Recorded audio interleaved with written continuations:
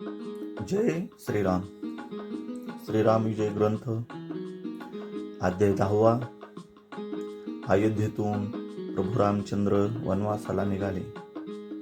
श्रीराम पितृआज्ञेप्रमाणे सुमंतकाबरोबर कैकेयीच्या महालात आले. महालात येताच त्यांनी दशरथाला आणि कैकेयीला वंदन केले. श्रीराम म्हणाले, कैकेयी माते, आज महाराजांनी असे भूमीवर शयन का केले आहे? तेव्हा कैकेयी म्हणाली, तुझ्या वडिलांनी मला प्रसन्न होऊन 2 वर दिले होते. ते आज मी त्यांच्याकडे मागितले, त्यामुळे दुःख होऊन ते शोक करीत आहेत. ते ऐकून श्रीराम म्हणाले, माते, तू कोणते वर मागितले आहेस ते मला सांग. मी तुझी इच्छा पूर्ण करीन, पितृवचन खरे करीन. कैकेयी म्हणाली, एका वराने भरताला राज्य मिळावे आणि दुसऱ्या वराने तू 14 वर्ष वनवासात जावे, अशा 2 वरांची मागणी आहे. श्रीरामांनी तत्काळ उत्तर दिले, इतकेच ना, मी तुझे वचन आताच खरे करतो. आता पिताजींची काळजी घे. असे म्हणून ते तडकन निघाले आणि कौशल्याच्या महालात मातेची आज्ञा घेण्यासाठी आले. त्यांनी मातेला नमस्कार केला. तिच्याकडे वनात जाण्याची आज्ञा मागितली. कौशल्या मातेचे बोलणे थांबले. तिने रामाचे मन वळविण्याचा खूप प्रयत्न केला. तेव्हा राम म्हणाले, माते, मी कैकेयीच्या मातेच्या इच्छेसाठी वनात जात नाही, पण पितृवचन खरे करणे हा पुत्रधर्म आहे म्हणून मी वनात जात आहे. इतके बोलून वनात जाण्यासाठी राम उभा राहिले आणि त्यावेळी कौशल्याने मोठा आकांत मांडला. पुत्रयोगाचे दुःख तिला सहन होईना. ती विलाप करू लागली. श्रीराम तसेच बाहेर गेले. तोवर ही बातमी सर्व नगरात पसरली. अयोध्येतील लोक शोकविवाह झाले.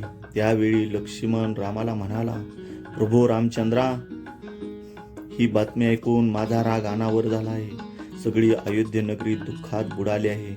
एक कैकेयीला ठार मारले तर सर्वांना आनंद होईल. पिताजीचे प्राण वाचतील, राज्याचा नाश थांबेल. तेव्हा मला कैकेयीचा शिरच्छेद करण्याची आज्ञा द्या. त्यावर श्रीराम म्हणाले, माझ्यावरील प्रेमामुळे तू हे असे बोलत आहेस. कैकेयी माता कशी असली तरी आपली आई आहे. मातेचा वध करणे हा पुत्रधर्म नव्हे. प्राणतांची वेळ आली आहे, तरी केव्हाही विपरीत कर्म करू नये. शांत आणि पुत्रधर्माला जाग. हे ऐकून लक्ष्मण म्हणाला, तर मग मीही तुमच्याबरोबर वनवासात येणार.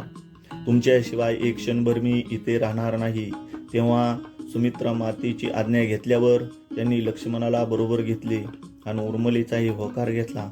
नंतर श्रीराम सीतेच्या मंदिरात गेले. तिने रामाला मंचकावर बसवले. त्यांच्या पायांना वंदन करून ती समोर उभी राहिली. तेव्हा श्रीराम म्हणाले, मी पितृवचनासाठी वनवासात जात आहे. तू माता कौशल्या, माता सुमित्रेजवळ राहा. मी 14 वर्षांनी तुला भेटेन. हे ऐकून सीता म्हणाली, स्वामी, मला टाकून तुम्ही एकटे वनात जाऊ नका. मीही तुमच्या बरोबर येणार. तुमच्या बरोबर मी कोणतेही दुःख सहन करीन, तरी मला बरोबर न्या. नंतर सीता वशिष्ठाजवळ जाऊन वनात जाण्याची आज्ञा मागू लागली.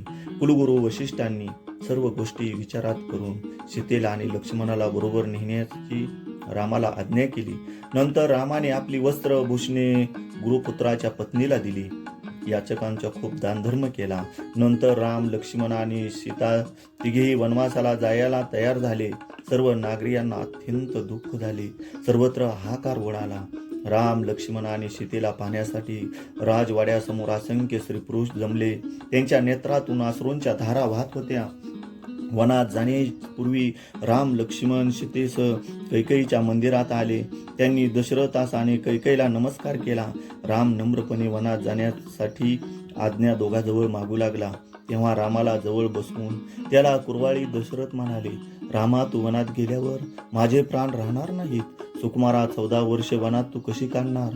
त्यासाठी बरोबर दळभार, पुष्कळशे धन, वस्त्रे, इतर सामग्री तरी घेऊन जा. हे ऐकून श्रीराम म्हणाले, वनात ऐश्वर्य कशाला? मी तपासाठी वनात जाणार. तिथे सैन्याचे काय काम? वल्कले नेसून अरण्यवासी होईन आणि तप करीन. हे ऐकताच कैकेयीने लगेच वल्कले आणून रामापुढे ठेवली. ती राम, लक्ष्मणांनी परिधान केली. सीतेला वल्कले नेसता येणार. तेव्हा स्वतः रामांनी तिला वल्कले नेसवली आणि ते वनात जाण्यास सिद्ध झाले. ते पाहून दशरथ शोकाने म्हणाले, कैकेयी, तू राक्षसी नाहीस. काय करू रे? मी वचनबद्ध झालो आहे, नाहीतर ह्या दुष्ट स्त्रीचा आत्ताच वध केला असता. वशिष्ठांनी दशरथाची समजूत घातली. नंतर त्रिवर्गास आशीर्वाद देऊन दशरथ म्हणाले, रामा, नगरातून पायी चालत जाऊ नकोस. सुमंत तुला जान्हवीच्या तीरापर्यंत पोचवीन. तशी आज्ञा त्यांनी सुमंतास दिली. राम, लक्ष्मण, सीता रथात बसून वनवासाला निघाली. हजारो नागरिक रथामागून धावू लागले होते. श्रीरामांनी रथ उभा केला आणि त्यांची समजूत घालून त्यांना परतवले. नंतर सुमंताला रामाने वायुवेगाने रथ हाकण्यास सांगितला. रथ वायुवेगाने निघाला आणि जान्हवी तीरावर असलेले गुहकाच्या आश्रमाजवळ पोहोचला. ती वेळ सूर्योदयाची होती. सर्वांनी भागीरथीच्या जलात पवित्र स्नान करून नंतर नित्यकर्मे आटपून वडाच्या झाडाखाली गवताच्या बैठकीवर ते तिघेही बसले. श्रीरामविजय ग्रंथातील 10वा अध्याय इथे पूर्ण झाला आहे. अयोध्येतून प्रभू रामचंद्र वनवासास निघाले. जय श्रीराम.